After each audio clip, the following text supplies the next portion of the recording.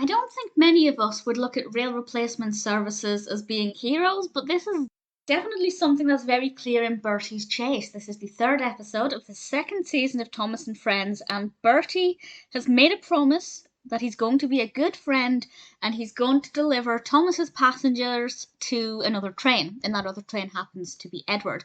But unfortunately, Edward isn't aware of this, and just as Bertie is about to get close to Edward, Edward drives away, and Bertie has to keep chasing after him. Will he be able to reach Edward, and will he keep his promise? Because he wants to give up. It's difficult.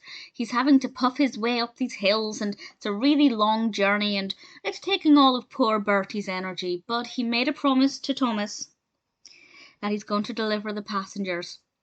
And it's a really nice message about friendship, doing something for somebody else and keeping a promise. But as I said, it also kind of celebrates rail replacement services. Whenever I've been on a bus that's replacing a train, all I can think of is I hate everything. But at the same time, if those buses weren't there, we'd be completely stranded. And, all hail Bertie, I guess. Yeah, it's a sweet episode. It's got some really nice messages in. It's very well filmed. I think Bertie is a great character. I've always loved Bertie, and I think young children might become emotionally invested in this as they cheer on Bertie just as he's getting close to Edward, and then as soon as he gets close, Edward pulls away, and it's emotional. I mean, I didn't find it that emotional, but I can imagine young children becoming quite invested in this narrative.